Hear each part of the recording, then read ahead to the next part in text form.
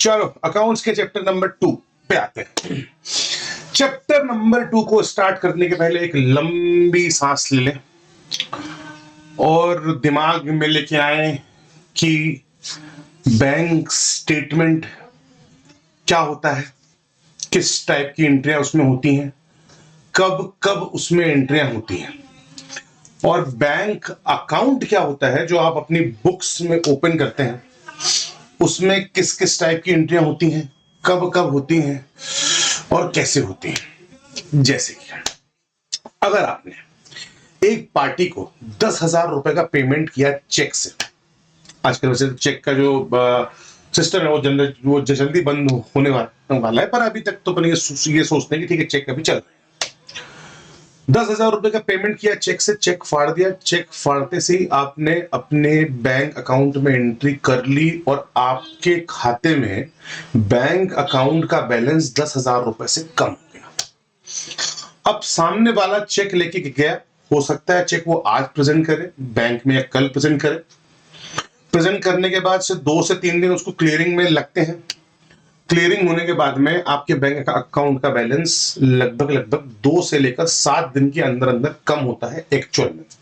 लेकिन books of accounts में आपका जो बैंक बैलेंस है वो आज के आज ही कम हो जाता है। ओके, अब सोच के देखो, अगर ये कंडीशन 31 मार्च को प्रिवेल कर रही है तो 31 मार्च के समय पे आपने लोगों को चेक दिया जिसका बैलेंस 31 मार्च को ही कम हो जाना चाहिए था, लेकिन सारा प्रोसीजर कि चेक लेके बैंक जाना और बैंक को 2 से 3 दिन क्लियरिंग के लिए लगना, ये सारे प्रोसीजर में आपका मार्च एंड हो गया, अप्रैल आ गया, नया साल आ गया। तो जो बैलेंस बुक्स में दिख रहा है और जो बैलेंस आपको एक्चुअल में आपके बैंक बैलेंस से रिफ्लेक्ट हो रहा है, दोनों में आएगा डिफरेंस। जब दोनों में डिफरेंस आएगा साहब तो आपकी बुक्स ऑफ अकाउंट्स फाइनल नहीं हो पाएगी। इसलिए जरूरी होता है बैंक रिकंसिलिएशन स्टेटमेंट बनाना कि भाई साहब मेरे बुक्स का बैलेंस 4 लाख रुपए दिख रहा है और एक्चुअल बैंक में बैलेंस अगर 10 लाख रुपए है तो 5 लाख रुपए के ये ऐसे चेक थे जो मैंने इशू कर दिए हैं पर अब तक बैंक में प्रेजेंट नहीं हुए। अब सर क्या इसके सवाल आते हैं? सर इसके सवाल आने की फ्रीक्वेंसी 2 से 3 नंबर की होती है और इसमें कोई भी ऐसा रूल नहीं है और ना ही मैं इसको आज तक अपने जीवन में कोई रूल से पढ़ा। शांति से बैठ के लिखेंगे कि अपने को दिमाग में क्या चल रहा है और क्या नहीं चल रहा है। Bank reconciliation statement is prepared to reconcile, कौन कौन सी चीजें रिकंसाइल करने के लिए बनता है? Cash book balance with passbook balance, इसका एक ही ऑप्शन है। अभी कैश बुक बैलेंस आपको दिख रहा है पर उसमें कैश एक ऑब्लिक में दिखे, ध्यान से बैंक भी दिखेगा, अरे दिखेगा नहीं मन में दिखिए। तो बैंक बुक बैलेंस और पासबुक बैलेंस को रिकंसाइल करने के लिए बनाया जाता है सिंपल सा सवाल, ठीक है, ये तो सबको पता ही होगा। आगे आते हैं। Check issued 10,000 but not presented in the bank for the payment, ठीक है, ये तो अभी अपन ने बताया। उससे क्या होगा? कैश बुक क्या हो जाएगी हमारी? कैश बुक हमारी कम हो जाएगी और पासबुक जो है वो बढ़ जाएगी। अरे भैया आज ही एंट्री कर ली ना खाते में, आज ही एंट्री के कर ली तो बैंक से 10,000 रुपए वो कम हो गए और लेकिन चूंकि वो प्रेजेंट नहीं हुआ, 7 दिन बाद हमारे खाते की रियल जो है पिक्चर शो होगी। Okay, check deposited into bank but not cleared 7,000। अभी समझते हैं बात ध्यान से। क्लाइंट से पेमेंट आया 7,000 का, क्लाइंट ने हमको पेमेंट कर दिया। 7,000 का पेमेंट किस फॉर्म में किया? चेक के फॉर्म में। जैसे चेक हमारे पास में आया हमने उसकी एंट्री कर ली bank account debit to party, जो पार्टी ने भी आपको चेक दिया उस पार्टी के। डन बात है। अब हमने भी वो चेक लगाया बैंक में, 2 दिन बाद क्लियरिंग में लगे 2 दिन, तो आज हमारा बैंक का बैलेंस क्या बढ़ गया? कौन से बैंक का बैलेंस? जो बुक्स में है, लेकिन क्या रियल वाला जो बैंक बैलेंस है वो बढ़ा नहीं। तो उससे हुआ क्या कि कैश बुक मतलब बैंक बुक का बैलेंस बढ़ गया और पासबुक का बैलेंस नहीं बढ़ा। तो again answer B. Bank charges मेरे भाई, बैंक चार्जेस, आज बैंक के चार्जेस लग गए। आपको पता चला क्या कि बैंक के चार्जेस लग गए? भाई मैसेज आ गया तो ठीक है, तो मैसेज आ गया तो भी अपन ने अगर उसकी एंट्री नहीं की तो होता क्या है कि bank charges recorded only in the passbook. Passbook में, ये पहले के जमाने में होता था, जो पासबुक की एंट्री की जो बात तो हो रही है, ये ऐसा होता था कि भाई हमारे पास में ऑनलाइन रियल टाइम अकाउंटिंग होती थी। आजकल क्या क्या क्या होता है कि जैसे बैंक के चार्जेस लगते हैं, अगर आपकी बैंक की फैसिलिटी एक्टिव है तो आपको मैसेज आ जाता है। पहले के टाइम पे पासबुक आती थी, पासबुक में हमारा बैलेंस बता रहा है 9,750 रुपए, और हमारे बैंक अकाउंट में जो अकाउंट हमने खोल रखा है उसमें बैलेंस आ रहा है 10,000 का। हमको समझ में क्या आया कि 250 रुपए के चार्जेस लग गए थे, पर हमको पता नहीं चले। उससे क्या होगा? उससे ये होगा भाई साहब कि आपके पासबुक का जो बैलेंस है वो डिक्रीज हो जाएगा। हमको उसको डिक्रीज करना पड़ेगा। तो भाई डिक्रीज कर दो, सिंपल सी बात है। आगे आते हैं, customers cheque directly credited by bank 12,000 but not recorded in the cash book. भाई साहब ऐसा है कि क्लाइंट से आपने कहा कि सर आप तो मेरा चेक जो है ना बैंक में लगा दो। क्लाइंट ने आपका चेक उठाया, आपके पास तो वो चेक आया है नहीं, आपके पास में अगर वो चेक नहीं आया तो आपने बुक्स में एंट्री नहीं की, मतलब आपका जो बैंक बैलेंस है बुक्स में वो बढ़ा नहीं, लेकिन वो उसने चेक लगा दिया बैंक में और वो क्रेडिट हो गया। क्रेडिट होने के बाद मेरे को पता लगा कि भाई साहब उसने चेक लगा दिया था, है ना, तो उसका क्या इंपैक्ट आएगा?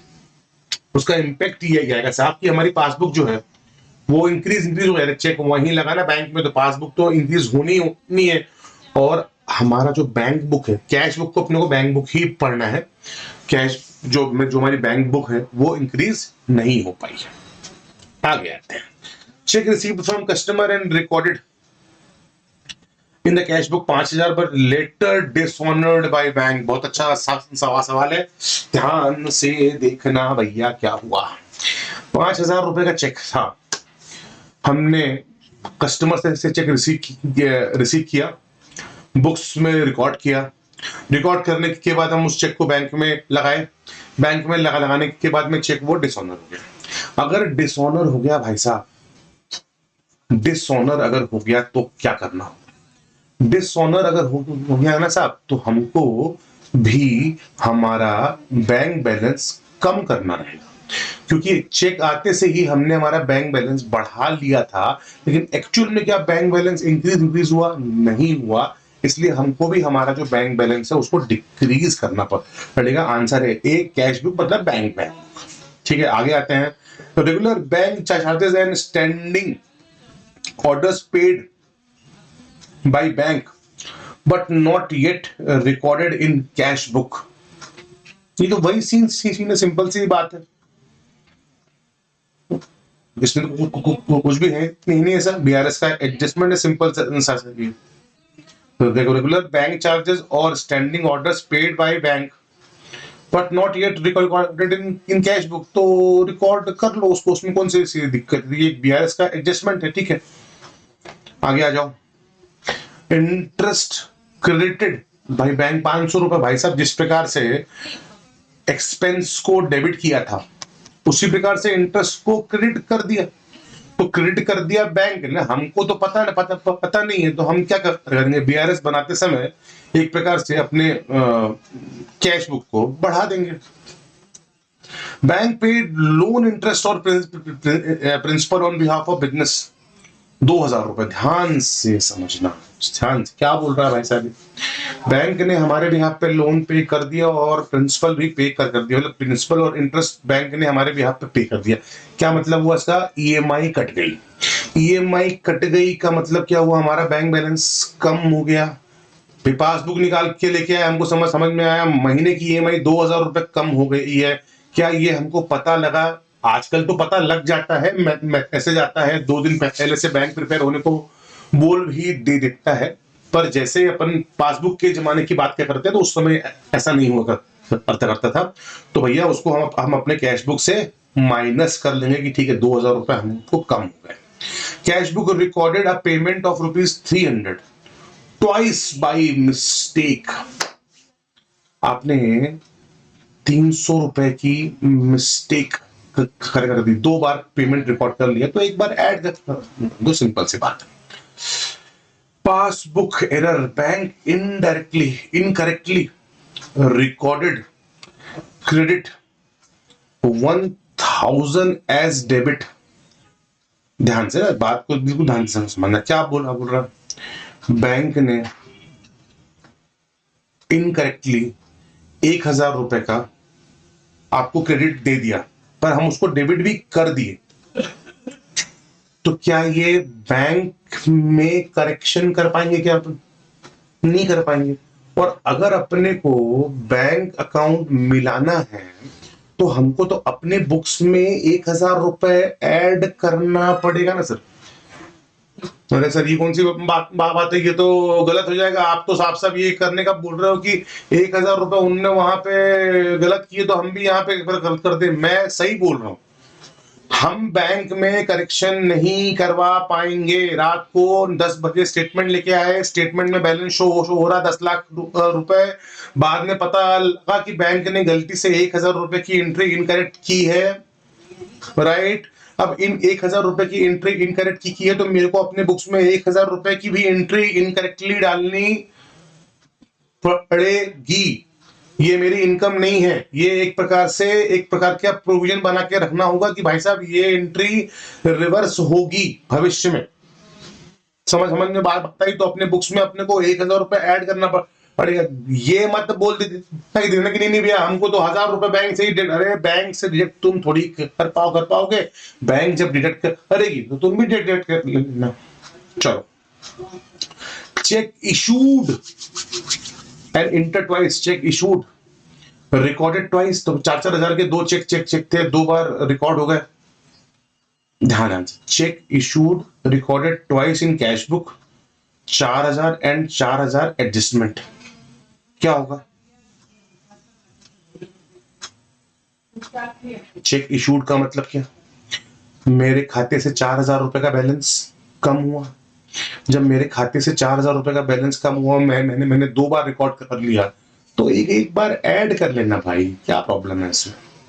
Bank paid ₹6500 but entered in cash book 5600।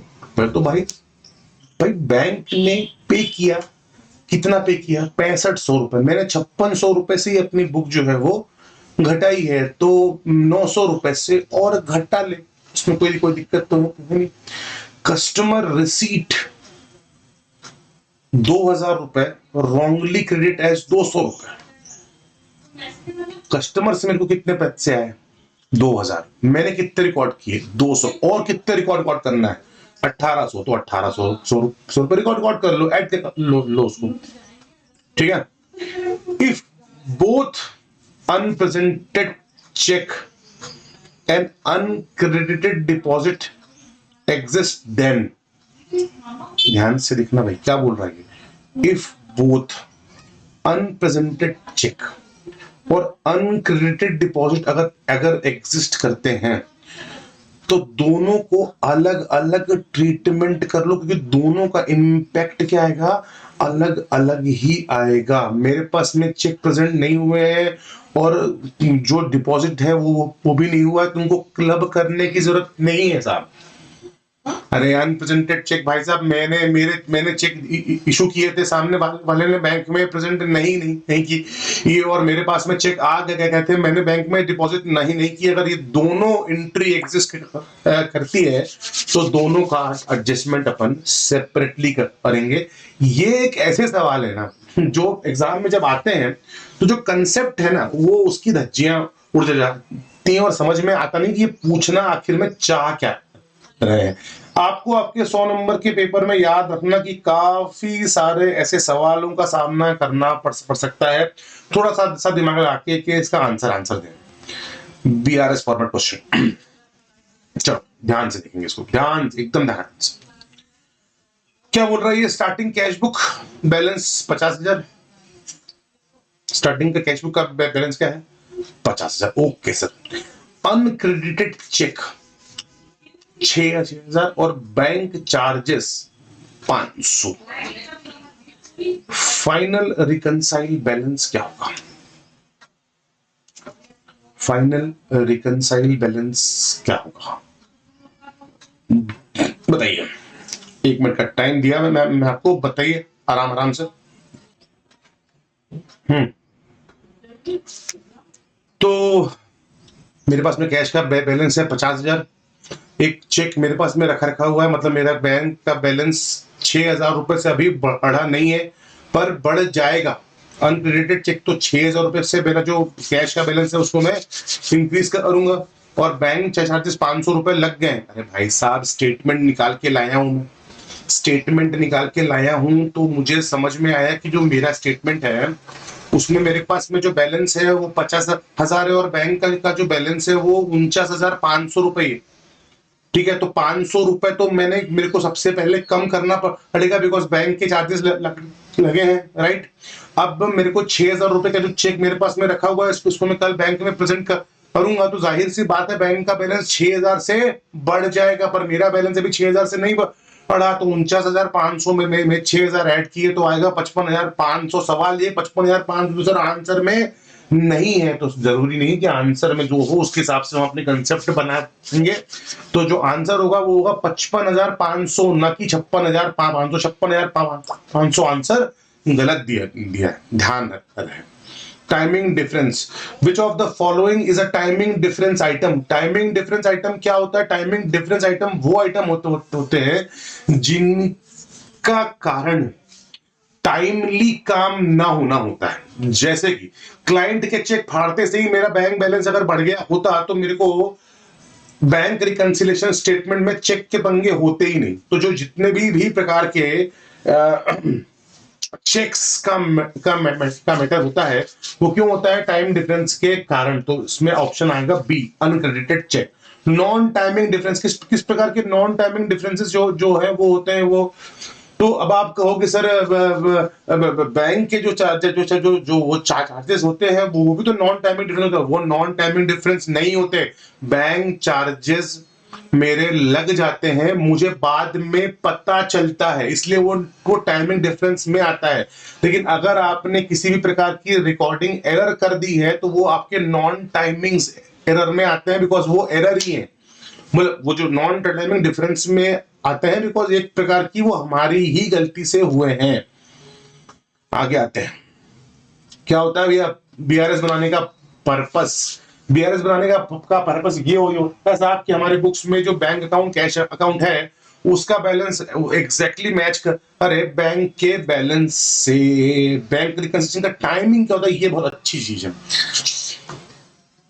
Bank reconciliation अगर मैं डेली बनाऊंगा तो बेवकूफी होगी, क्वार्टरली बनाऊंगा तो भी बेवकूफी होगी, और मंथली बनाऊंगा तो भी बेवकूफी होगी।